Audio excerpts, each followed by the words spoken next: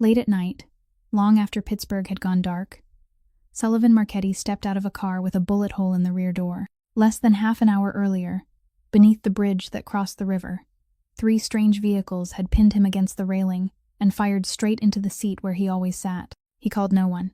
Not his second-in-command, not his drivers, not the police captain who took his money every month, because if those 3 cars knew his route, his hour, and his seat, then the man who told them was a man who ate at his table. Sullivan drove straight to the 41-story tower on the riverbank, the building that carried his family name, the one place in the city he still believed he owned down to the last brick. But that night the tower was dark. The security desk sat empty, with nothing on it but a cup of coffee still warm and a wall of monitors glowing a hollow blue. He rode the freight elevator to the 38th floor, the floor that held every contract the organization owned, the floor only 3 men in the entire company could unlock. The elevator doors slid apart, and the smell of floor cleaner hit him first, sharp and cold. A mop lay across the middle of the hallway. A janitor's cart had tipped onto its side, bottles rolling loose across the polished stone. A wet streak ran a few paces and then stopped short, as though whoever was cleaning had suddenly been forced to run. From where it stopped, a long skid mark of a shoe trailed toward the end of the corridor, and beside it, dark spots had fallen one stride apart. Sullivan drew his weapon. He moved along the wall, slow, without a sound. The supply room door at the end of the hall stood open by the width of a finger. He pushed it wide with the toe of his shoe and raised the gun. A woman sat on the floor inside, wedged between stacked plastic bins and a steel rack of cleaning bottles. Her gray uniform had faded from too many washings. One hand pressed hard against her left side, where the fabric had darkened into a spreading stain. She looked up at him under the red emergency light. She did not scream. She did not scramble up. She did not reach for anything at all. She only lifted both hands slowly to shoulder height, the way a person does when they have rehearsed it in their head, and said in a voice worn down to a rasp, "Don't shoot. I didn't see anything." Sullivan did not lower the gun. Then she said one more thing, the sentence he would still remember whole, years later. "I just want to go home to my little brother." And in that moment, he saw the employee badge hanging crooked against her chest. The corners were worn soft, the photograph had faded, and the broken lanyard had been mended with a strip of tape. A badge from this building, from his own company. And something turned cold in him, colder than 3 cars under a bridge.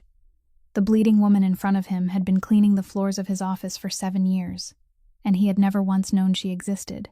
If this story moved you, please leave a like, share a comment, pass it along to someone you care about, and subscribe to our channel for the stories still to come. Sullivan didn't lower the gun. He stepped back, pulled the supply room door shut, and turned the lock from the hallway outside.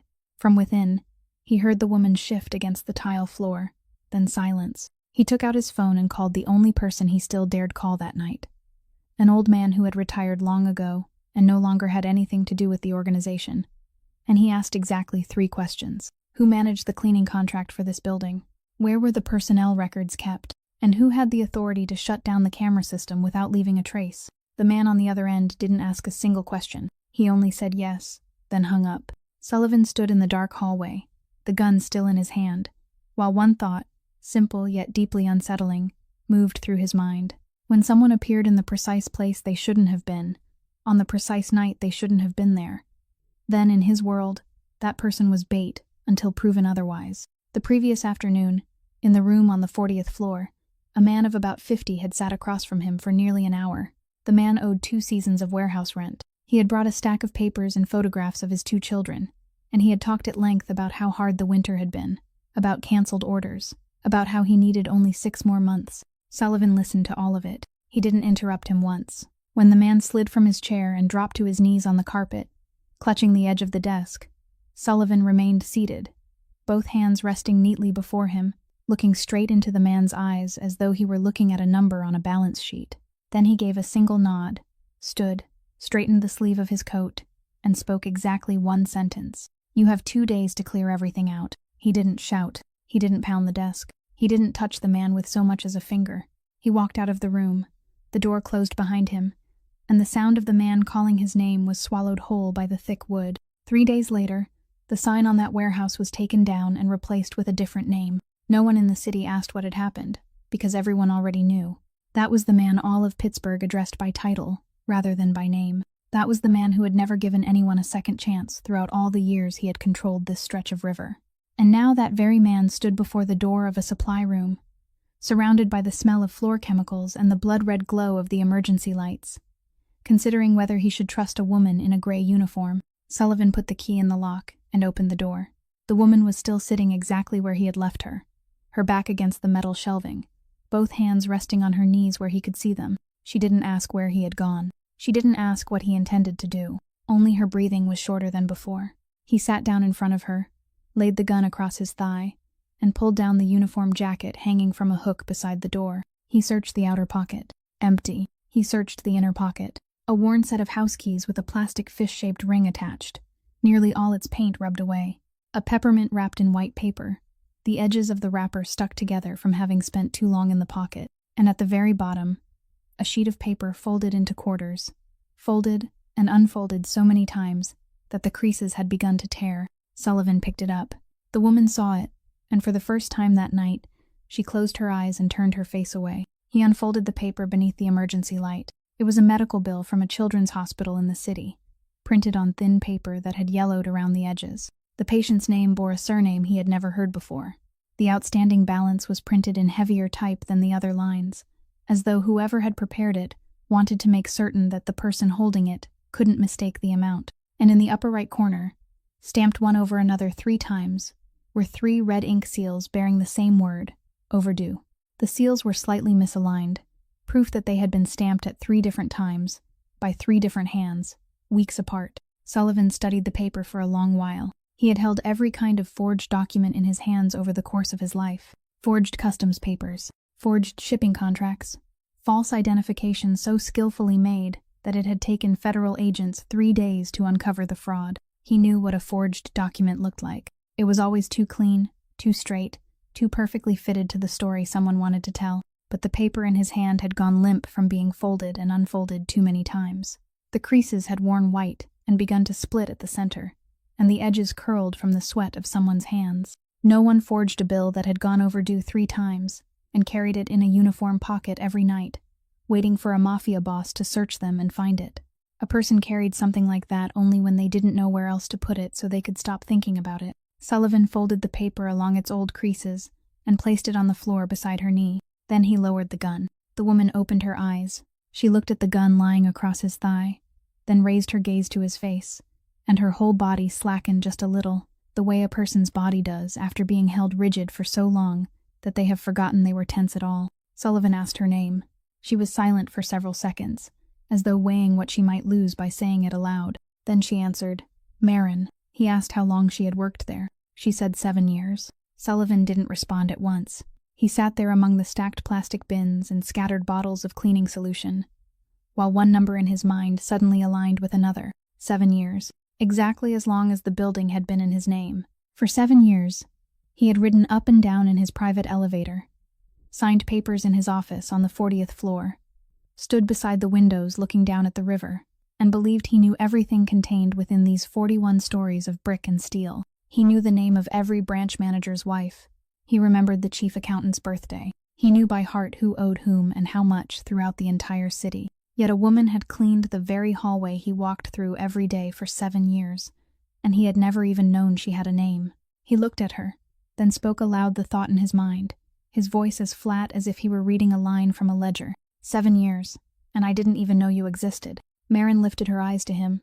Then she said, very softly, that it was normal, that no one on the upper floors knew the people who worked the night shift, and that she had grown used to it a long time ago. Sullivan stood and said he would take her to the hospital. Marin shook her head at once, so quickly that he knew she had been thinking about it before he had even opened his mouth. She said she didn't have insurance. Then she added the second thing, the thing that truly frightened her, that when someone entered an emergency room with a gash like this, the hospital was required to file a report, and that report would contain a name, an address, and the phone number of a family member. She looked at him and said she couldn't let her name appear anywhere tonight. Sullivan understood immediately. He bent down, slipped one hand beneath her right arm, and helped her to her feet, moving slowly so she could adjust her own weight. They left by the freight elevator, descended to the basement, and he drove through wet, deserted streets. The penthouse stood on the north shore, occupying the entire top floor of a renovated old brick building. When the lights came on, Marin stood in the doorway and went no farther. The room was so vast that the sound of her shoes echoed back to her. Dark wood floors stretched toward a wall of glass overlooking the Black River. There were no pictures on the walls, no books, no rugs, and in the middle of that space, as large as an entire floor of the building, there was only one armchair facing the window and a low table beside it. One chair, there wasn't a second. Sullivan walked straight into the kitchen and opened the uppermost cabinet. There was no food inside, no dishes, nothing except a flat metal case, which he took down and carried over. He pulled the chair into the middle of the room and told her to sit. Then he lowered himself onto one knee, opened the case, and Marin saw neatly arranged inside it things she had only ever seen in a hospital treatment room.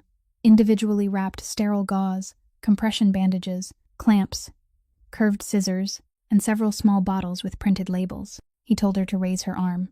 With 3 firm cuts of the scissors, he removed the fabric around the gash, cleaned the surrounding skin, then laid gauze over the wound and pressed down with the palm of his hand, holding it there for a long while without speaking. His hand didn't tremble. He didn't ask whether she was in pain, didn't reassure her, didn't apologize.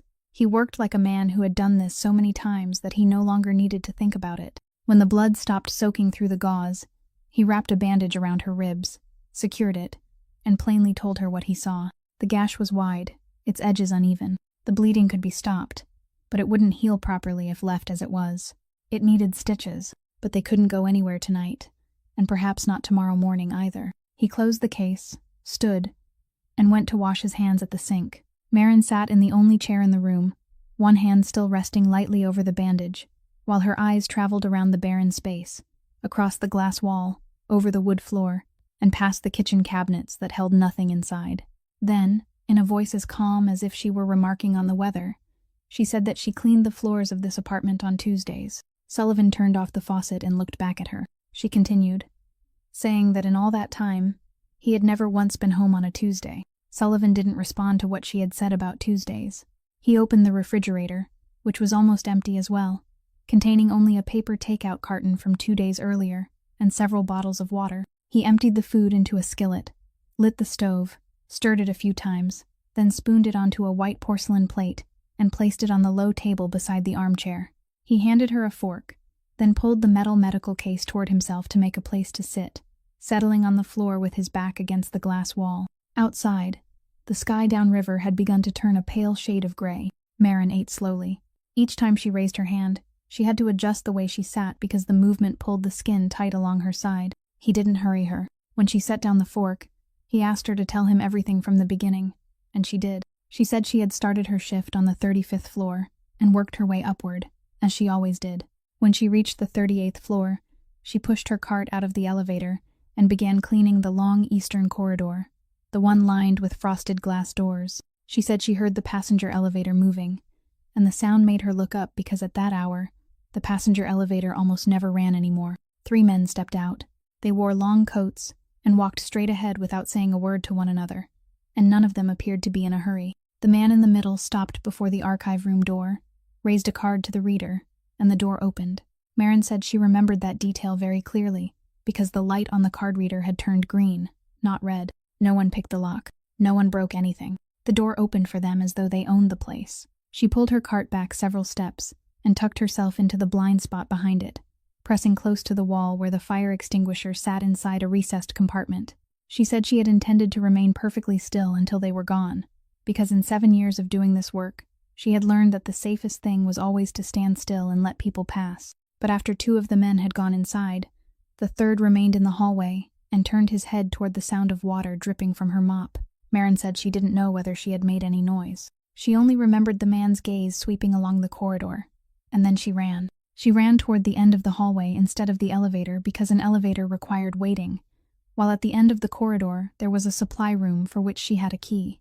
As she squeezed past the cart, she caught her foot against its base and fell with the full weight of her body into the metal rack that held the bottles of cleaning solution, and the edge of the rack sliced across her side. She said she hadn't had time to feel pain, only heat. She shut the door and sat down. Then she listened. There were no running footsteps, no voices calling to one another. No one pulled at the door. There was only the sound of the elevator descending a long while later, followed by complete silence, until Sullivan stepped out of the freight elevator. Sullivan asked whether she had seen any of their faces clearly. She said no, because the light had been shining from behind them. He asked what she did remember. Marin was silent for several seconds. Then she closed her eyes and began reciting the details as though reading from a list. The man on the left wore thin, soled leather shoes with smooth bottoms, and his heels struck the stone floor with a clear, sharp sound. The man in the middle wore rubber-soled shoes that made no sound at all, and a dark stain ran across the right cuff of his pants. The third man, the one who had turned his head, wore a moss-green tie with fine diagonal stripes, and his coat was unbuttoned. She opened her eyes and added one final detail. When the man raised his hand to adjust his collar, she had seen a thick metal ring on the ring finger of his right hand. Its face was oval and engraved with lettering, the kind of commemorative class ring universities gave their graduates. Sullivan said nothing. He bent down, picked up the fork from her plate, carried it to the sink, and stood there for a very long time with the water running. Beyond the glass, the river had turned from black to the color of lead. He knew that ring. He had sat at the same table with it at every Christmas dinner for the past 20 years. He turned off the faucet, dried his hands on a towel, and brought his laptop over to the low table. Marin watched him type slowly, one finger at a time, the way a man typed when he had spent his entire life ordering other people to do it for him. He opened the building management system and searched for the night shift assignment sheet. It appeared line by line, floor by floor, name by name. He scrolled down to the 38th floor and stopped. The assignment box for that night was blank. He scrolled back up, checked it once more, then went back 7 days. Still blank. He asked who had assigned her to the 38th floor. Marin said no one had. She explained that the floor belonged to another woman's section, but the woman's young child had developed a fever, and she had sent Marin a message that afternoon, asking to trade shifts. Marin had agreed because covering the shift would add 2 hours to her pay. She said arrangements like that were never recorded anywhere. They simply sent messages to one another and worked it out among themselves, and at the end of each month, each person added up the hours they had worked and submitted the total to the crew supervisor. Sullivan asked whom the supervisor submitted it to. She said the contracting company, and the contracting company sent the building an invoice once a month. He straightened in his seat. Then he opened another window and searched the tower's personnel directory. He entered her last name in the search field. The system returned no results. He entered her first name. Still no results. He switched to the contractor section and found the cleaning service agreement, a 19-page file listing the scope of work, the rate per square foot, the number of shifts each week, and the penalties for delays. Across all 19 pages, there wasn't a single person's name. There was only the minimum number of workers required for each shift. 7 people. 7 people with no names. No employee identification numbers. Nothing on the company server except a number. Sullivan pushed his chair back and sat in silence. Then he called the old man from earlier a second time and asked about the cameras. The man on the other end answered just as briefly. The recording system for the entire 38th floor had been placed in maintenance mode for that exact period. It had been scheduled in advance through a valid administrator account, and while the system was in maintenance mode, it saved nothing. There were no deleted files, no gaps in the timeline. Nothing had ever been recorded in the first place. Sullivan hung up. He sat there with both hands braced on his knees and fitted the pieces together one by one. The 3 men had blinded the building before they entered. They had opened the door with a valid access card. They had finished what they came to do and left through the passenger elevator. During all that time, the only thing that had seen them was a woman hiding behind a cleaning cart, and with their own hands, they had disabled the very device that might have told them who she was. They could search the assignment sheet, and the sheet would tell them that no one had been assigned to the 38th floor that night. They could search the personnel directory, and the directory would return no results. They could call the contracting company, and the contracting company would read them a number. 7. Sullivan turned and looked at Marin, who was sitting in the only chair in the room with one hand resting lightly over her bandage. He told her they knew someone had run. Then he added that they had no possible way of knowing who that person was. Marin listened to everything he said. Then she rose from the chair, gripping one of its arms with one hand to give herself leverage, and said there was one thing that wasn't in the system. They returned to the tower that afternoon. She walked ahead, and he followed behind her. And throughout the journey, Sullivan felt something he couldn't immediately name. This building bore his father's family name. He knew its annual maintenance costs down to the last cent. He knew who leased each floor, who was late with the rent, and who was nearing bankruptcy. Yet now he was following the footsteps of a woman in a gray uniform, passing through doors he had never known existed, with no idea whether they would turn right or left next. He was a guest in his own house. The machine room stood at the far end of the basement, behind a green-painted steel door with the paint peeling away. Inside, it was hot. Engines hummed steadily, and the smell of machine oil mingled with the odor of damp cloth. In one corner stood a 4-drawer sheet metal filing cabinet, its top drawer dented along one side. Maren pulled it open. It wasn't locked. She said it had never been locked, because no one believed there was anything inside worth taking. She removed a thick hardcover ledger, whose spine had separated from the cover and been repaired with cloth tape. She placed it on top of the cabinet and opened it. Inside were lines drawn by hand, names written by hand, arrival and departure times recorded by hand, and signatures. She said the cleaning crew had signed this ledger every night since before the building had installed card readers. No one had ever told them to stop, so they had kept signing it. The ledger wasn't connected to anything. No one could erase it, because erasing something from it required taking a pen and crossing it out on paper, and a mark on paper could be seen immediately. She turned back through 3 months of entries and began tracing each page with the tip of her finger. Then she stopped and turned the ledger toward him. 11 nights, scattered across 3 months with no discernible pattern, always after midnight. On every one of those 11 nights, beside the cleaning crew's signature column, there was a second signature positioned slightly lower, written in a completely different hand and with a different kind of ink. Sullivan bent closer to look. Maren told him it was the night security guard's signature, and that under the rules, the guard was only required to sign this ledger when he came downstairs to open the door for someone entering the building after closing without an access card. Maren closed the ledger and said she had to pick up her younger brother before 4 o'clock, and she said it in the voice of someone who had repeated the same sentence every day for many years. A fact nothing could change. Sullivan picked up his car keys and told her he would drive her. The elementary school stood on the east side of the city, a low red brick building with a concrete front yard and a wire mesh fence. He parked some distance from the gate. Maren got out and stood beside the fence, and when the bell rang, children poured outside like water rushing from the mouth of a drain, their backpacks bouncing against their backs. A boy in a red knit cap broke away from the crowd and ran straight toward her, running with the whole-hearted abandon only children possess.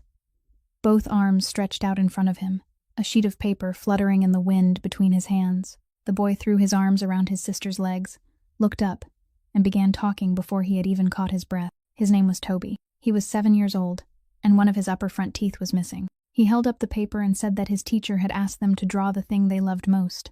On the page was a very tall building, so tall that its roof pierced a row of clouds shaded with a pale blue pencil, and running along the outside of the building, from the ground all the way to the top, was a zigzagging staircase, whose lines had been drawn over and over to make them darker. Sullivan had stepped out of the car and was standing a few feet away. Toby saw him, and because the man was standing beside his sister, the boy immediately concluded that he must be her friend. He ran over and held out the picture for Sullivan to see. Sullivan bent down and took it.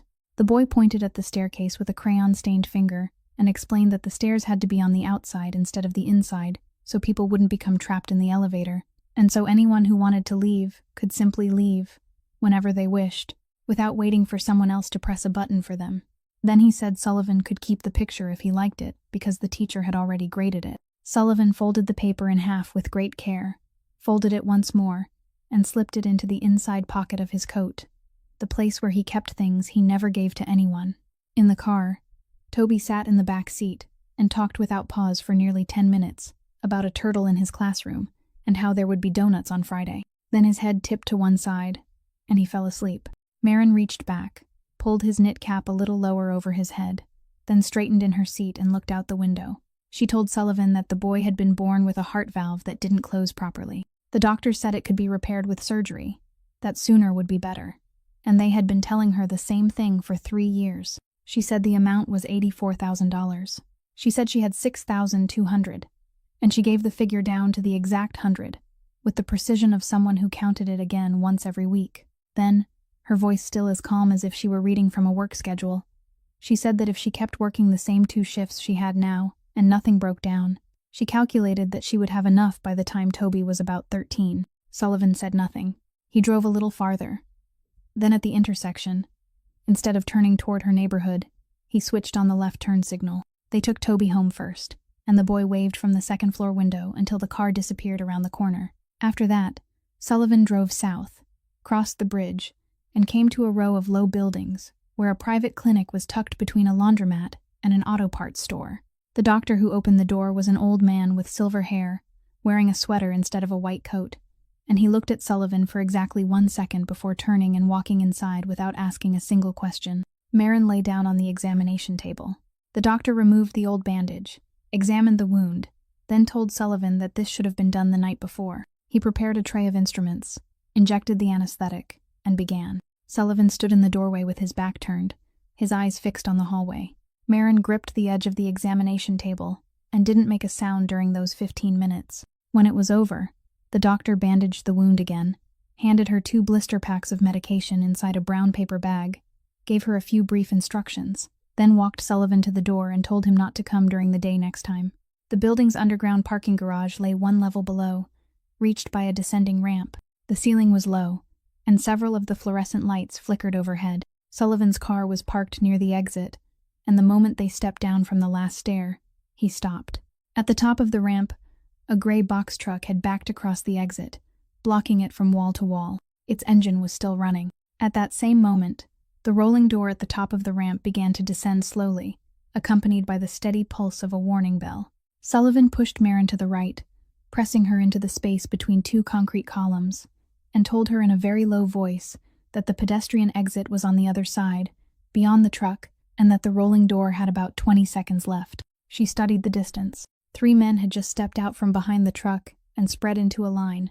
They didn't run. They walked. Sullivan stepped out from between the columns and walked directly toward them, drawing all 3 pairs of eyes to himself. Without looking back, he said one word to Marin. Go. Marin ran.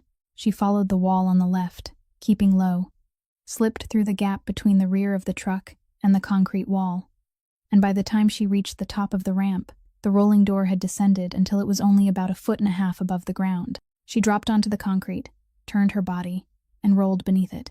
The bottom edge struck the floor directly behind her, closing completely, and the warning bell fell silent. Inside, Sullivan had been driven into the space between 2 rows of cars. The first man charged forward. Sullivan stepped aside, caught the man by the wrist, and drove him into the edge of an open car door.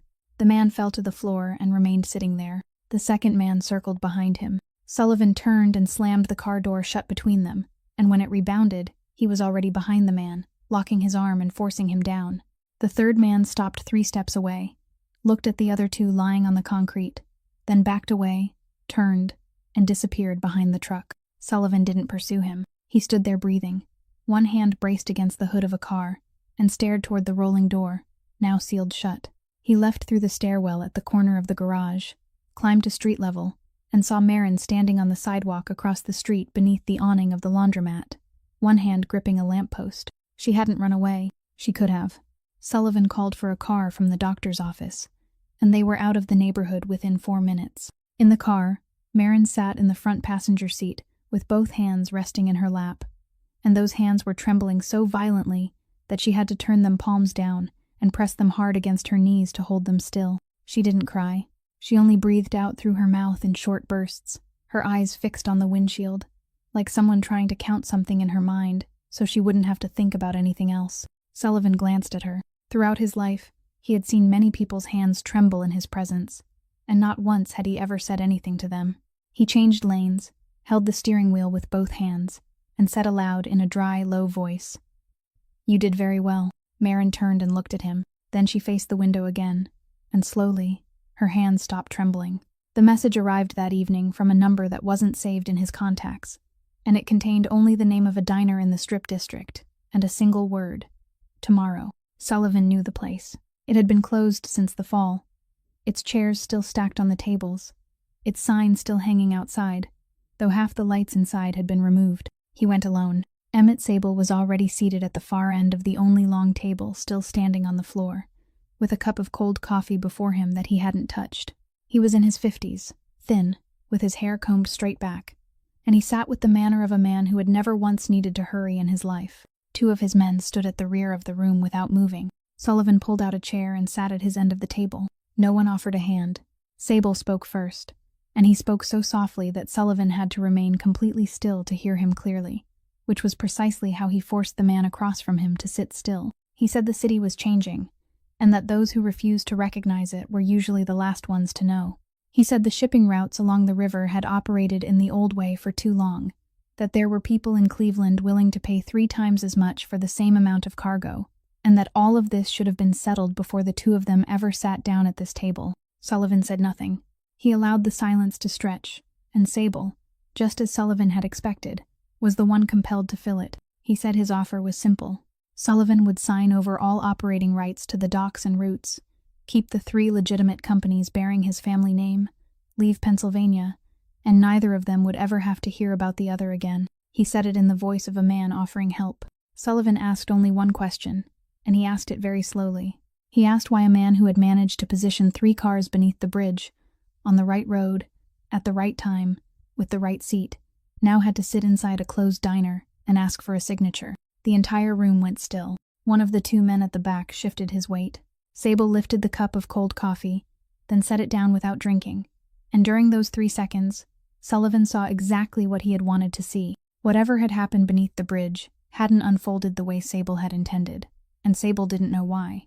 Sable set down the cup and said that people only asked questions like that when they no longer had much else to bring to the table. He said Sullivan had 4 days. Then he stood, fastened the button of his coat, and walked around the edge of the table. When he reached Sullivan's chair, he stopped. He didn't bend down or lower his voice any farther, and he delivered his final words in the same calm tone he had used from the beginning. He said it was strange for a man Sullivan's age to still be driving other people to medical appointments himself, and that the clinic south of the bridge had a very discreet old doctor, so discreet that Sullivan should have chosen somewhere else. Then he added that he didn't know who the woman was and that it didn't matter, because someone would always bring him whatever he needed to know. Sable walked to the door. The 2 men followed him out. Sullivan remained alone in the empty diner, the cup of cold coffee his opponent had left behind still sitting before him, and he stayed there for a very long time because one thing had suddenly become perfectly clear in his mind. Sable knew about the clinic. Sable didn't know who Marin was. That meant the person who had directed the 3 cars beneath the bridge and the person preparing to identify her weren't the same person. Sullivan began making calls that very evening, and he called each person one at a time. 4 drivers, 2 dock managers, the man responsible for the books, the man who watched over the 3 warehouses to the west. He didn't offer a single explanation to any of them. He told them they were dismissed, told them that all the money owed for the next 3 months would be transferred that night, told them never to call that number again, and told them that when he needed them, he would find them. Someone asked why. He hung up. Near dawn, he removed the SIM card, snapped it in half, and kept only one phone whose number no one in the organization knew. In 20 years of controlling the river routes, he had never done anything like this, because doing it meant admitting that he could no longer tell who stood on which side. Marin called Dr. Pruitt at noon. She told Toby that she had to work extra shifts for a few days, and that he would stay at Dr. Pruitt's house, where there was a backyard, an old dog named Biscuit, and cookies in the oven. The boy asked only one question, whether the dog was allowed inside the house, and when he heard that it was, he went to get his backpack and began packing before his sister could give him any further instructions. That afternoon, Sullivan drove southeast, out of the city, following the road along the river toward Braddock. The building stood at the end of a block where more than half the stores had closed, a 6-story structure of soot-stained red brick, with boarded windows on the ground floor, and the faded outline of an old advertisement still visible on the wall, though every word had long since peeled away. Sullivan said he had bought it years earlier through a company registered under another name, bought it so a sum of money would have somewhere to pass through, then left it there and forgotten it entirely. He had never once stepped inside. They went up to the 3rd floor. The apartment still contained the former tenant's furniture, all of it covered in dust, and when Sullivan flipped the light switch, nothing happened. Even when he turned the kitchen faucet as far as it would go, it gave only a dry rattle. He stood in the middle of the room, with one hand still resting on the switch, and in that moment, he realized he had absolutely no idea what to do next. Marin set down her bag. She asked whether he had a flashlight. Then she went down to the basement, moving with the practiced ease of someone who had descended into hundreds of basements exactly like it. She found the main breaker box, opened the cover, reset 2 tripped breakers, and replaced a burned one with another she removed from the vacant apartment next door. She found the main water valve behind a column, turned it with both hands, then went upstairs and opened every faucet so the water could flush away the rust that had been sitting inside the pipes for all those years. By the time she returned, The ceiling light in the kitchen was glowing. Sullivan stood and watched her do all of it without saying a word. That evening, he opened a kitchen cabinet and found a dented aluminum kettle the former tenant had left behind. He washed it beneath the faucet, filled it with water, set it on the stove, and stood there waiting. He didn't know how long he was supposed to wait. He simply remained there with both hands in his pockets and his eyes fixed on the kettle until it began to whistle. Marin was sitting at the dust-covered table in the front room, removing the old bandage so she could replace it. And she heard the kettle whistling in the kitchen without turning her head. On their second night in Braddock, rain tapped against the metal roofs of the workshops across the street, and only one light bulb was burning inside the apartment. Marin reached into her bag and took out a rectangular tin, the kind that held butter cookies and was often given as a holiday gift. The lid bore the faded image of a snow-covered house, its colors almost entirely worn away. All four corners of the tin were rusted, and the hinge on the left had to be lifted before the lid would open. Sullivan saw the tin and immediately thought of one thing, because throughout his life, people who lived on cash and had no bank accounts always kept their money in something exactly like it. Marin opened the lid. There wasn't a single bill inside. There was paper, a thick stack of every kind of paper, layered one upon another and pressed down by the lid itself. There were sheets of graph paper taken from a student notebook. There were the blank backs of supermarket flyers. There were pieces of cardboard cut from tissue boxes. She took them out and laid them across the table, and Sullivan pulled his chair closer. The first sheet showed a cross-section of a tall building, drawn in ballpoint pen with firm, even lines and dimensions written in small numbers along the margins. He recognized it immediately. It was the tower beside the river, but in this drawing, the basement had windows. Long, narrow panes ran along the edge of the ceiling, casting light down onto the machine workstations, and beside them, she had written a note stating that natural daylight reduced accidents during operation. The second sheet was the floor plan of an office level, and in the eastern corner, where there was currently a recessed compartment for a fire extinguisher, she had drawn a small room containing 3 chairs, a sink, and a window. Beneath it, she had written, "Night shift break room, 130 square feet, shared by 2 floors." The third sheet showed the tower's entire western elevation, and running along its full height, from the ground all the way to the top, was an exterior steel fire escape mounted outside the glass facade. Sullivan sat motionless before that drawing for a very long time. Then he turned to the next page. There were several dozen sheets altogether. Some showed only a single detail, a hinge, a handrail, the corner of a stair tread. Some repeated the same cross-section 3 or 4 times with only the smallest adjustments. In the lower corner of every page, she had written the date in tiny handwriting. He asked where she drew these things. Marin said on the fire stairs between the 22nd and 23rd floors. She explained that after her shift ended, there was a 40-minute wait for the next bus, and the cleaning crew's break room was cold, while the stairwell was warmer because a steam pipe ran along the wall. She said she had sat there almost every night for 7 years. Sullivan asked where she had studied architecture. She said she had studied for 2 years. Then, in that same ordinary voice, she added that she had left in the middle of her 2nd year and never gone back. He didn't ask anything else. He picked up one of the sheets and tilted it beneath the light, and he saw small places where the ink had blurred into round stains before drying. He set it down. Then he asked why she kept drawing if she knew none of these things would ever be built. Marin looked at the stack of papers on the table for a moment before answering. Then she said she didn't draw them because she believed they would be built. She said she drew them to remember that there had once been a time when she wanted something. Sullivan said nothing. He didn't tell her the drawings were good. He didn't tell her what he saw when he looked at them. He simply reached out, gathered the pages one by one, arranged them in the exact order in which she had removed them, smoothed the curled edges, then placed them all back inside the tin, and pressed the lid down until it settled into the hinge. When he was finished, he pushed the tin toward her with both hands. The next morning, Marin slept late, and Sullivan sat at the dust-covered table in the living room with 3 boxes of records he had arranged to have brought from a storage facility west of the city. He wanted to find one man's signature on anything that had ever existed. Wanted to know what that man's name had been attached to without Sullivan noticing. He began with the first box: dock leases, shipping permits, a mediation agreement with an insurance company, bundles of paper yellowed around the edges, held together by rusted metal staples that had left brown stains across the first page. He kept turning pages until nearly noon, when his hand came to a stop. It was a thin file, only 7 pages, tucked inside a pale blue folder. The first page was the report of a workplace accident at a construction site on the east side of the city. belonging to a construction company the organization had controlled from behind the scenes many years earlier. A scaffolding system on the 9th floor had collapsed while it was being dismantled. The report stated that the cause was an insufficient number of wall anchors compared with the number required by the design. It also stated that the contractor had received 2 previous written warnings about the deficiency. 2 workers hadn't survived.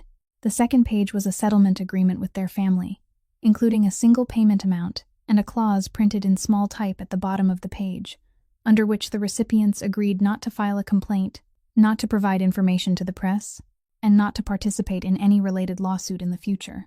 Sullivan reached the names of the 2 workers. He read them again. Then he sat very still. The same last name, written twice. 1 man and 1 woman. 2 people who had taken jobs at the same construction site on the same shift. Whitlock. He reached out and turned to the final page, where the payment authorization had been signed. It was a signature he had seen thousands of times throughout his life, on documents, on New Year's cards, and at the bottom of checks that Sullivan himself had countersigned. Hollis Barnett.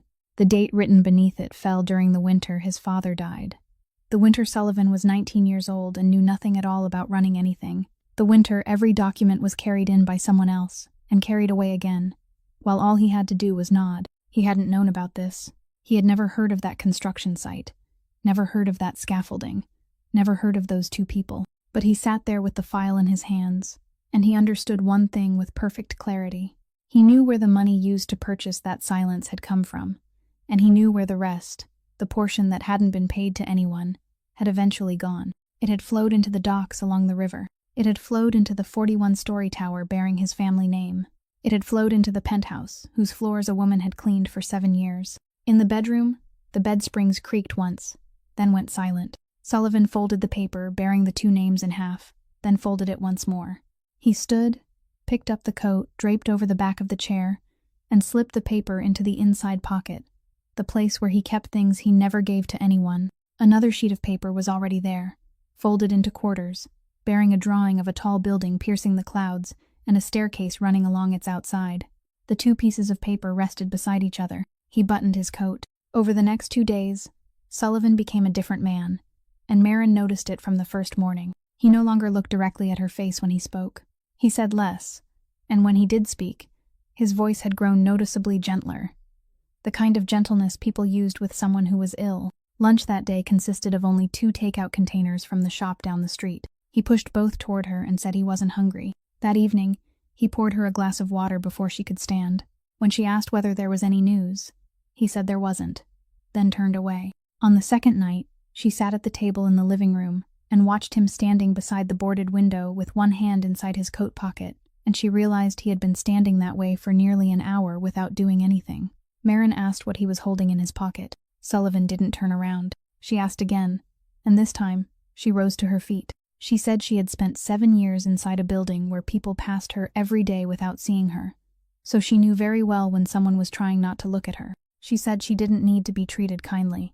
She needed to be told. Sullivan remained where he was for several more seconds. Then he withdrew his hand from his pocket, and in it was a sheet of paper folded into quarters. He placed it on the table and pushed it toward her. Marin unfolded it. She read from top to bottom, slowly, and Sullivan saw the exact moment her eyes stopped, because her entire body stopped at the same time. She didn't flinch. She simply ceased moving altogether, like a machine whose plug had been pulled. She read it again from the beginning.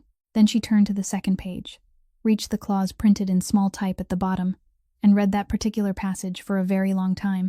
Without looking up, she said that her mother had taken the afternoon shift at that construction site because the company paid an extra $2 an hour for it. She said her father hadn't worked there ordinarily. He had only taken 3 weeks of extra work because the roof at home needed repairs, and they needed the money. She said 3 weeks.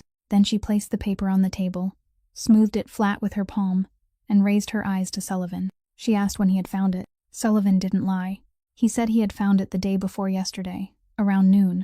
Marin gave one very small nod, as though she had already known the answer and merely needed to hear it spoken aloud to be certain. She looked around the room, at the 2 empty takeout containers on the table, at the glass of water he had poured for her, at the chair he had pulled out for her to sit in. 2 days. She stood there while the last 48 hours replayed in her mind, gesture by gesture, and every one of those gestures now carried an entirely different meaning. Then she spoke very softly, and her voice didn't tremble at all. She said she wasn't angry with him for what had happened that day. She said he had been 19 at the time. She knew that. And she had also read the signature on the final page. That signature wasn't his. Then she continued, saying that what she couldn't bear was that he had been given 2 days to tell her. 2 days in which he had sat at the same table with her, poured water for her, and given her his share of the food. And throughout those 2 days, he had chosen not to speak. She said enough people had already spent the past 7 years deciding for her what she should and shouldn't know. Sullivan opened his mouth. He had nothing to say. He was a man who had commanded hundreds of people throughout the city, who had sat without expression, while another man knelt before him and begged. And now he stood in the middle of an abandoned apartment in Braddock, unable to find a single sentence. Marin picked up her coat. She took the tin as well and placed it inside her bag. She passed him and reached the door, then stopped. Without turning around, she said she wouldn't tell anyone a single word about him, and that he didn't need to worry about that. The door closed. Sullivan listened to her footsteps descending 3 flights of stairs, growing slower before fading away entirely. He didn't follow her. Outside, long past midnight, only one streetlight remained burning on the Braddock block. Marin didn't go home. She caught the first bus into the city and went straight to the tower beside the river, entering the basement through the delivery entrance, and she found Otis Rademacher. He was 68 years old, the supervisor of the night maintenance crew, and throughout all 41 floors of that building, he was the only person who called her by name. He also called her Kid. He still carried a steel coffee thermos dented along one side, and whenever she passed the machine room, he still poured out 2 capfuls for them. Marin told him everything. She told him about the 3 men on the 38th floor and the night in Braddock, and she told it all without crying, her voice as even as if she were reading a report. Otis listened to the end. His right hand trembled. It had been trembling for several years, and while he listened, he placed that hand on his knee and held it there. When she finished, he didn't ask what she intended to do next. He asked only one question, whether they had shut down the cameras on the 38th floor. She said they had. Otis nodded slowly, then told her that they had shut down what they knew existed. He added that there were still things inside this building whose existence was known only to those who had worked there when it was still a factory. He stood, took the ring of keys hanging from a hook, and walked toward the far end of the basement, to a door Marin had never seen anyone open. Behind it was a small room barely large enough for 2 people to stand, filled with old control cabinets fitted with needle gauges and hard plastic buttons. Otis opened a cabinet in the corner, the one labeled ventilation system, and pointed to a black and white screen no larger than his hand. He explained it in exactly 2 sentences. He said that whenever a door opened on one of the floors, the direction of the airflow changed, and this machine recorded the change so it could adjust the fans and keep them from wasting electricity. He said the machine wasn't connected to any network, that it had operated independently since before networks existed, and that in the nearly 50 years he had worked there, no one from the upper floors had ever come down to ask about it even once. He turned a knob, and lines appeared across the screen. Dates, floor codes, door codes, 1 line for every opening and closing. He went back to that exact night. On the 38th floor, during the period when the official records claimed nothing had been recorded, this old machine had preserved a sequence of doors opening, and among them was the door to the contract archive, opening and then closing again, after exactly enough time for someone to enter, take what they needed, and leave.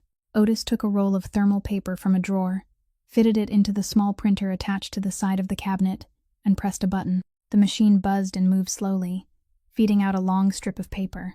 He tore it free, folded it into a narrow strip, then unscrewed the lid of his steel coffee thermos, poured the remaining cold coffee into the sink, dried the inside with the hem of his shirt, and tucked the paper into it. He screwed the lid back on. He placed the thermos inside his personal locker, locked the door, and slipped the key into his pants pocket. Then he turned to Marin and told her not to remain in the building that night. Marin's phone vibrated before dawn. She was sitting in a plastic chair inside an all-night laundromat on the east side of the city, the only place she could think of going that wasn't her own home. She answered. Otis's voice was very calm, so calm that for the first few seconds, she thought he had called at the wrong hour. He asked where she was, then told her not to return to the tower. Not today, not tomorrow either, and if anyone called and told her to go down to the basement to collect something, she wasn't to do that either. She asked what had happened. Otis didn't answer directly. He said he was sitting in his car in the parking lot, and he said he intended to tell her a story. Then he began. He said he had started working there before the building had glass, before it had passenger elevators, before any name had been placed on its facade. Back then, it had been a steel rolling mill, and he had been a boiler tender's helper, 19 years old, and newly returned from military service. He said he had spent nearly 50 years inside that building, had watched them tear down 2/3 of it, and raise something entirely different over the old foundation, had watched the name on the facade change 3 times. He said he had known Sullivan's father. He said Aldo Marchetti was the kind of man who would stop and shake every person's hand when he passed through the basement, who remembered the names of their wives and children, and who was also the kind of man no one wanted to owe money. Then Otis fell silent for a while, and when he continued, his voice was slower.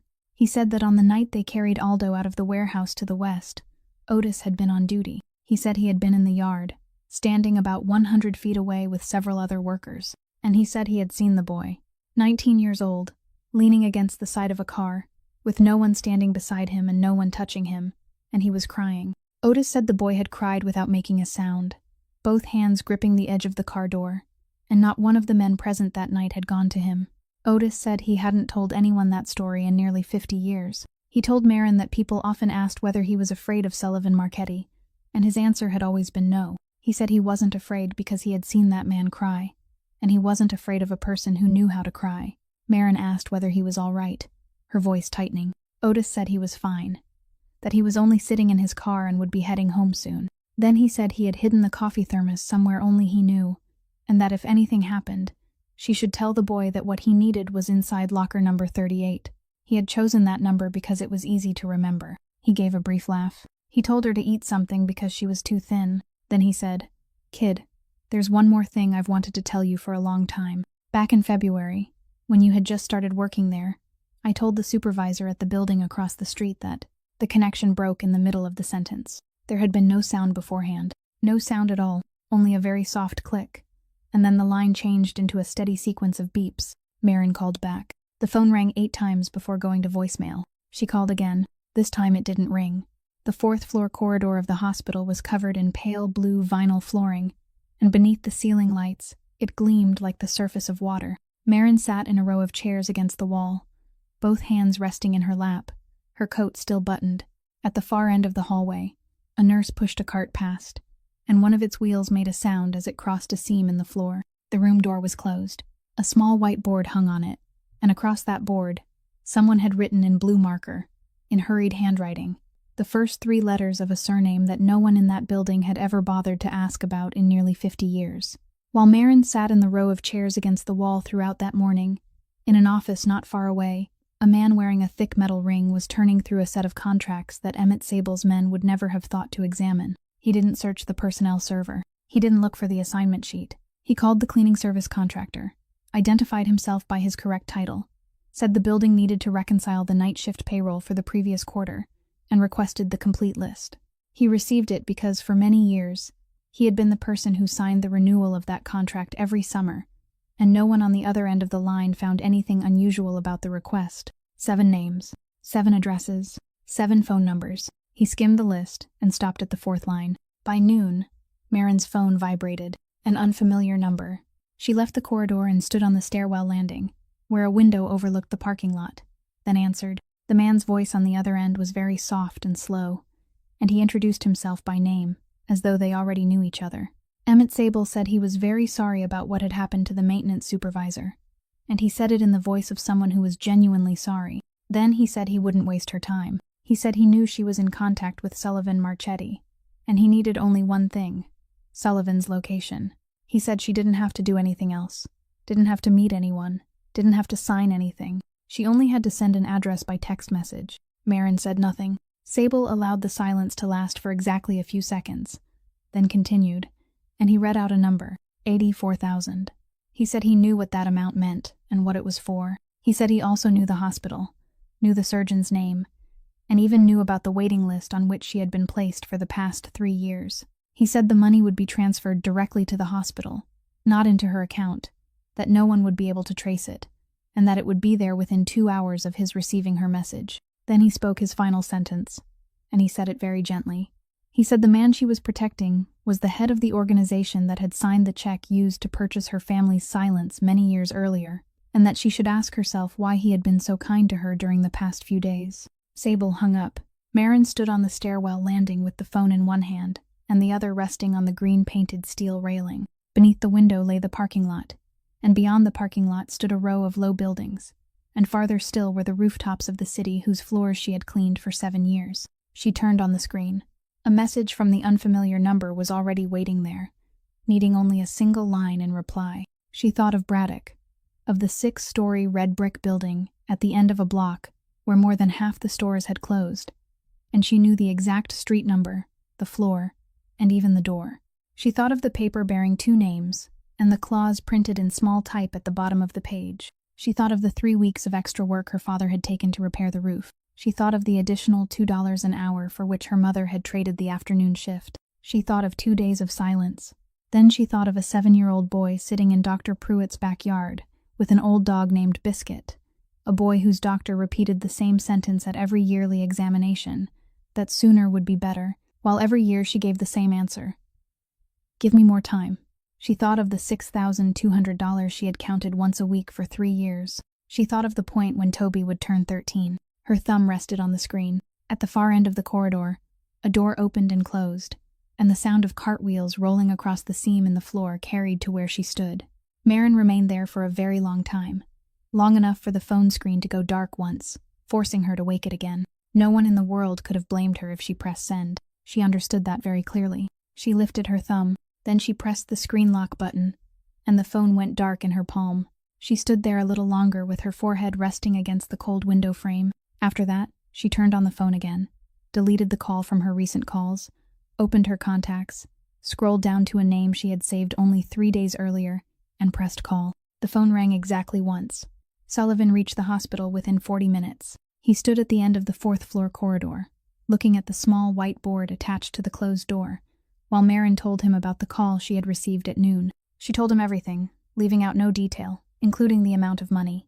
She said she had stood there for nearly 15 minutes with her finger resting on the screen. When Sullivan had heard it all, he didn't ask why she had called him, instead of sending Sable the message. He asked only where the coffee thermos was, and she said it was in locker number 38 in the basement, while the key was inside the pants pocket of a man lying beyond that door. He said he needed to enter the building. Marin said the building was no longer his, that the man wearing the ring had replaced the entire security shift the day before yesterday, and that Sullivan's access card had certainly been deactivated. Sullivan said he knew. Then Marin said she would get him inside. 4 people were present at the diner near the foot of the bridge late that afternoon. A silver-haired woman named Delphine, who had worked there for 14 years. A large man named Warwick, who was responsible for the lower floors. A woman named Junie, the youngest member of the crew, and a man named Boone, who pushed the trash carts from the basement to the rear loading dock at the end of every shift. None of those 4 people knew Sullivan Marchetti. They sat down because Marin had called them, and because before her call, news about Otis had already traveled through the night crews of all 3 buildings in the district. When Delphine had heard everything, she placed one hand on the table and said she would do it. Warwick said nothing and gave a single nod. Junie asked only one question: whether they would lose their jobs, then immediately answered herself by saying it didn't matter. Boone took a ring of keys from his coat pocket and placed it on the table. They told Sullivan things he had never known during the 7 years the building had stood in his name. The rear delivery entrance on the dockside didn't require an access card. It had only an interior latch that had to be opened by someone inside. And every night at 10 o'clock, Boone opened it to push out the trash and left it open for 20 minutes. From there, a corridor followed the steam pipes all the way to the machine room. It was hot and narrow, and it had no cameras, because when the system was installed, someone had said the steam would cloud the lenses, so they had left the corridor uncovered. Stairwell number 2 on the western side had a camera on the landing every 4 floors, but none between them, and anyone climbing those stairs should keep close to the wall on the left. The security shift changed at 11 o'clock at night, and during the 10 minutes required for the change, both guards had to sit and reconcile the handover log with their faces lowered toward the desk. Delphine said she had passed that desk at exactly that time for 14 years and had never once been questioned. Warwick took a neatly folded gray uniform from his bag and placed it in front of Sullivan. Sullivan picked it up. The fabric was thin and faded. The collar bore a stain that washing couldn't remove, and the initials of the contracting company were embroidered over the left breast. Sullivan removed his black wool coat, folded it, and placed it on the chair. He put on the gray uniform. Warwick also gave him a baseball cap and a pair of rubber gloves. Boone opened the latch on the delivery entrance at exactly 10 o'clock that night. They entered in a single line, each person pushing a cart, with Sullivan behind the third one. The corridor beside the steam pipes was so hot that within 2 minutes, the back of his shirt was soaked. They climbed stairwell number 2, keeping close to the wall on the left, and whenever they reached a landing with a camera, Delphine moved ahead, stopped, and pulled her cart across the camera's field of view while pretending to wipe the handrail, allowing the other 3 to pass behind her. At 5 minutes before 11, they emerged into the main lobby on the ground floor. The lobby was vast, with a high ceiling and polished stone floors gleaming beneath the nightlights. The security desk stood in the center, and 2 men in black suits were seated there, not the uniformed guards usually seen in the building, both of them bending over an open handover log. The line of carts curved around to the left, their wheels making a steady sound across the stone floor. Delphine went first. Warwick was second. Sullivan was third, his cap pulled low, both hands inside rubber gloves resting on the push bar, his eyes fixed on the floor. He passed the desk at a distance of less than 13 feet. One of the men in black suits reached out and turned to the next page of the log. The other was tracing his finger down a column of writing. Neither man looked up. The carts crossed the full length of the lobby and turned into the freight elevator corridor, and the steel door slid shut behind them. The plan was to go down to the basement, retrieve the thermos, and leave by the same route they had used to enter, and it failed the moment the freight elevator stopped on the 38th floor, instead of continuing downward. Marin looked at the indicator panel and said someone had overridden the controls from the engineering room. The doors opened onto the very corridor where everything had begun, and at that instant, every ceiling light on the floor went dark, leaving only the line of red emergency lights running along the base of the walls. Warwick wedged his foot between the elevator doors and told Delphine and Junie to take the stairs down immediately, to walk normally and not run. Boone pushed 2 carts out of the elevator, then followed them. Sullivan and Marin headed toward the far end of the corridor because locker number 38 was in the base, and the only staircase that still reached the basement was at the opposite end. They heard the eastern stairwell door burst open when they were only halfway there. 2 men. Flashlight beams swept across the hallway. Sullivan pushed Marin into the recessed compartment containing the fire extinguisher, the same recess where she had hidden on the first night, then pulled the remaining cart into the center of the corridor and overturned it across the passage. Marin reached for 2 jugs of floor cleaning solution from the cart's lower shelf, each holding about 1 1/3 gallons, twisted off the caps, and emptied both across the stone floor in front of the fallen cart, spreading the liquid into a wide band that covered the entire width of the hallway. The solution polished the floor and made it so slippery that the cleaning crew was always required to place warning signs around it, and Marin knew that better than anyone else in the building. The 2 men climbed over the overturned cart and jumped down on the other side, and both lost their balance at the same moment. The first fell onto the floor and slid several feet, his flashlight flying from his hand and rolling toward the wall. The second caught himself with his hands and couldn't immediately regain his footing. Sullivan had already pulled Marin into a run toward the end of the corridor before either man could crawl upright. At the corner stood a red glass box mounted on the wall, and Marin reached up and pulled the fire alarm lever all the way down. Bells screamed across the floor, white strobe lights began flashing along the ceiling, and 3 seconds later, the fire door system activated. Heavy steel doors slid from recessed compartments in the walls and slammed shut one section at a time, dividing the corridor into 3 isolated lengths. The 2 men were trapped in the middle section. Marin pulled Sullivan through a small door at the end of the corridor, where a square steel hatch was mounted on the wall at chest height, and she said it was the trash chute. It ran straight down to the basement, and at the bottom was a large container filled with the entire day's trash bags. Sullivan looked at the hatch, then at her. She said she had thrown thousands of bags down that chute over the past 7 years, and she knew what was waiting below. She went first. He followed. They dropped through the darkness onto a soft bed of plastic bags, the smell of discarded paper and leftover food rising around them, and it took Sullivan a moment to struggle out of the container. The fire alarms were still ringing throughout the building. Marin led him through the machine room to the row of lockers belonging to the cleaning crew, and Sullivan broke the lock on locker number 38 with a screwdriver taken from the workbench. The dented steel coffee thermos stood upright inside. He unscrewed the lid and removed the folded strip of thermal paper hidden within it. On their way out, they passed the basement supply room where the spare equipment was kept, and Marin stopped. She said she needed 1 minute. Sullivan didn't understand, but he waited. She went inside, knelt beside the metal shelving against the wall, shelving identical to the unit on the 38th floor, and reached into the narrow gap between the base of the shelf and the concrete floor. Then she said, "Up there." They couldn't return to the 38th floor, but she had remembered.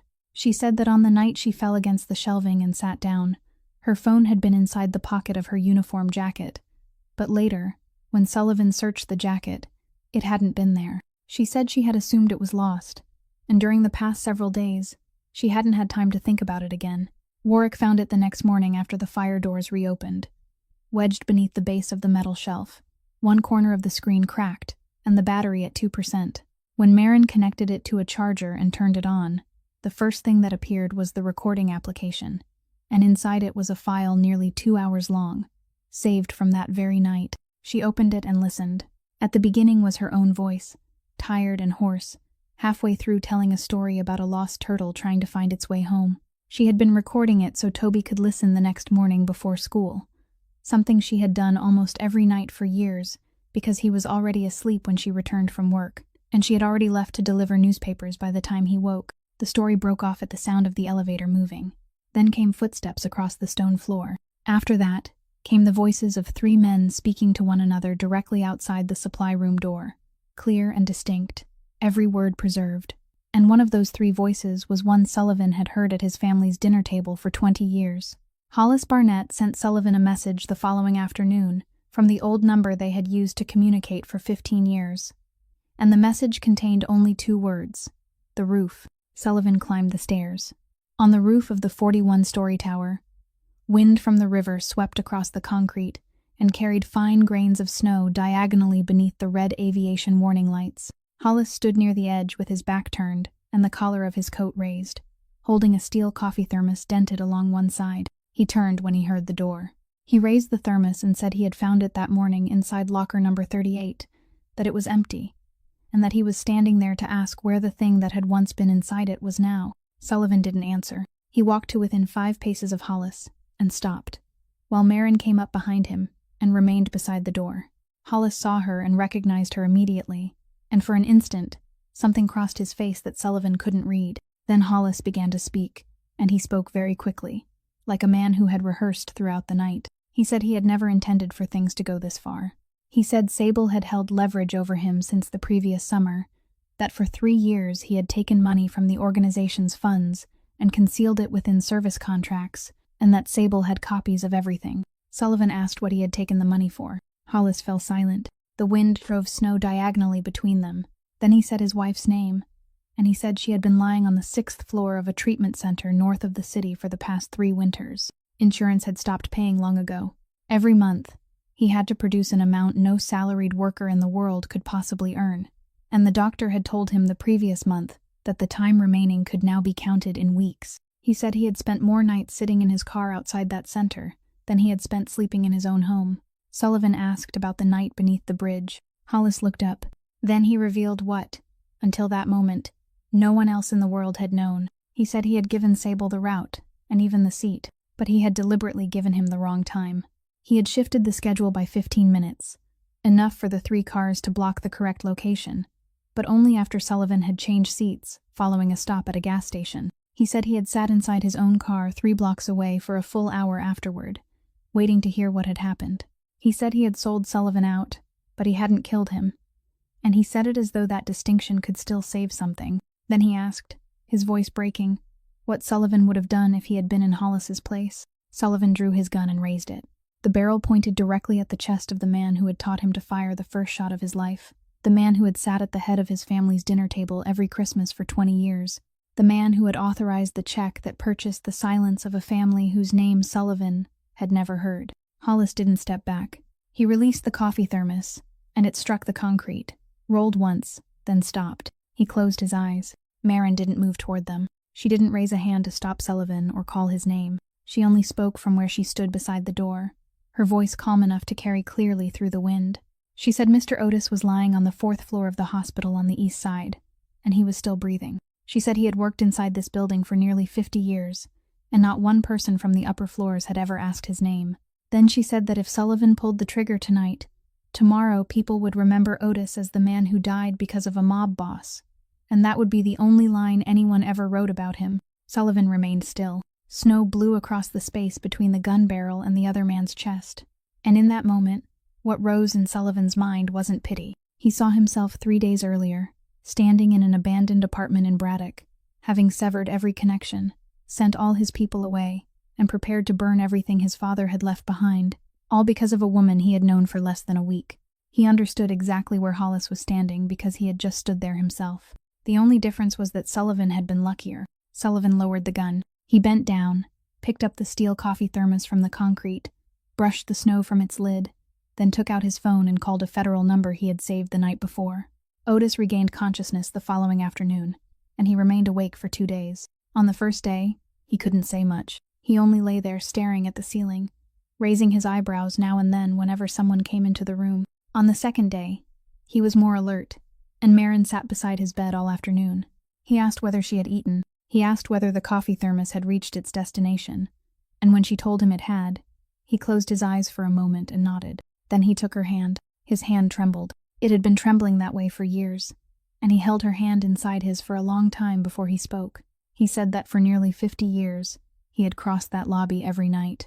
He said he had repaired the building's hot water system 4 times, replaced every steam pipe in the basement once, and been there on the night of that terrible blizzard when the entire neighborhood lost power, and he was the only person who knew where to find the manual valve.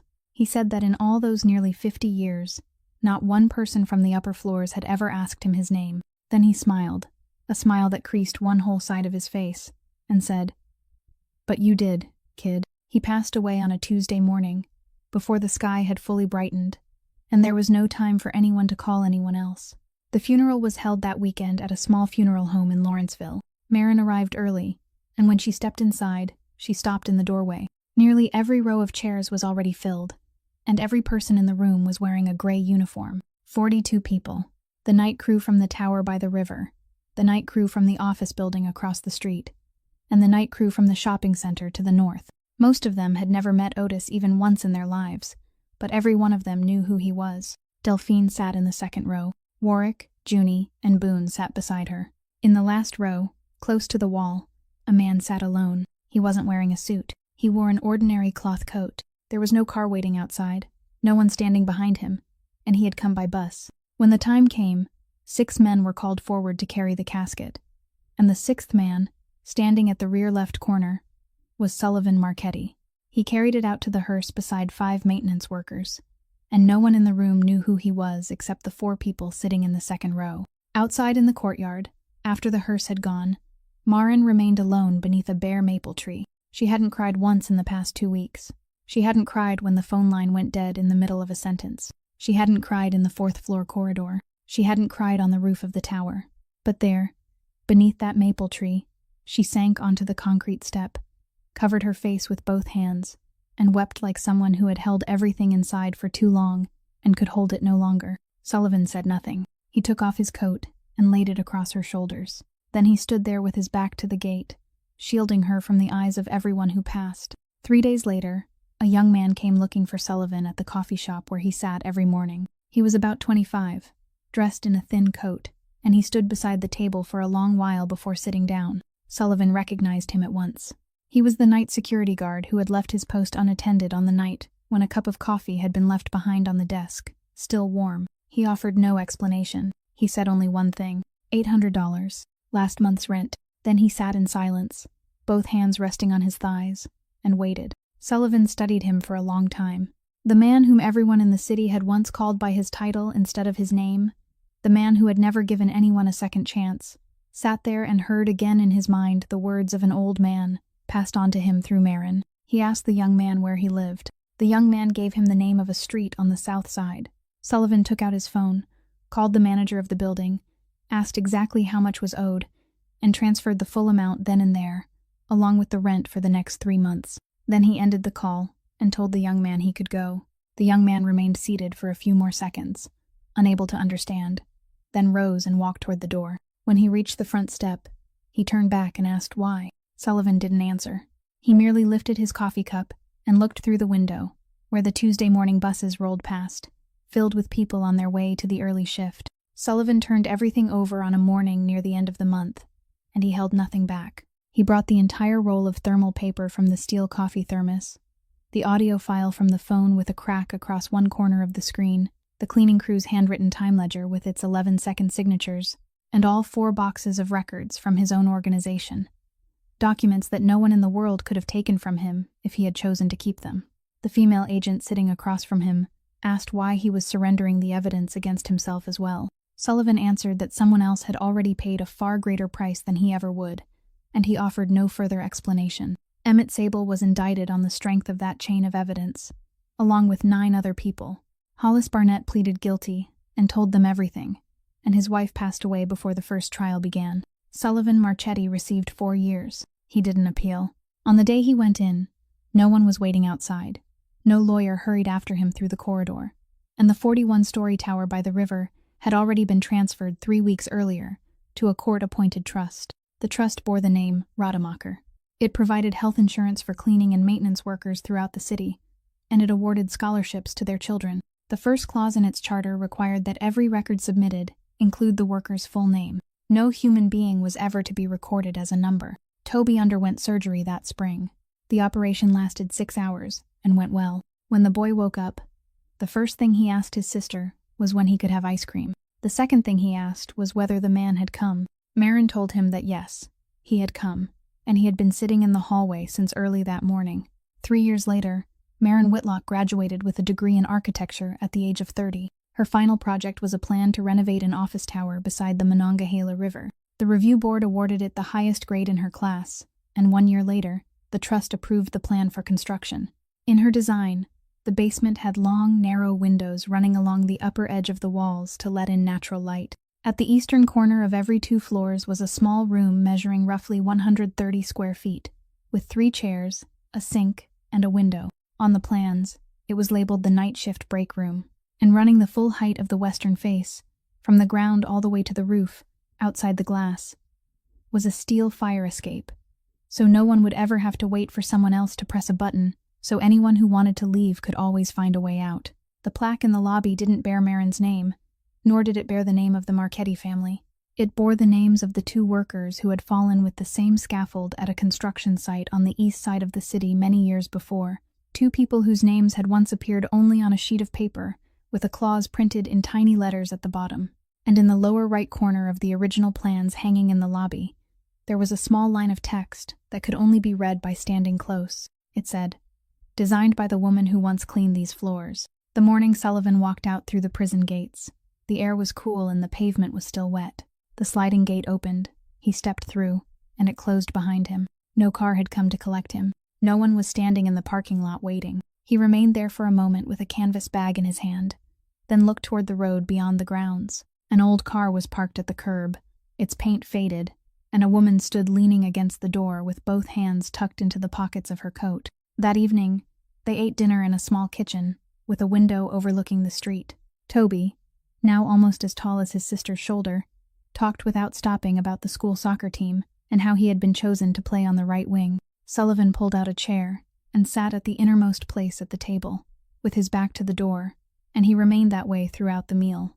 After Toby had gone to bed, the other 2 stayed at the table for a while longer. Marin poured more water into Sullivan's glass. Then, in a voice as gentle as if she were recalling something that had happened a very long time ago, she said that for 7 years he had passed her every day without ever seeing her. Then one night he pointed a gun at her, and that was the first time he truly looked. Sullivan said nothing. He simply reached across the table and took her hand in his. Outside the window, the lights of Pittsburgh were coming on. This story leaves us with something very simple. A person's worth doesn't lie in the title they carry, the money they possess, or the floor on which they work. It lies in the way they treat those whom society has grown accustomed to overlooking. There are people who pass through our lives every day, cleaning the places beneath our feet, keeping warm the rooms in which we sit, repairing things we never even knew were broken, and yet we have never once asked their names.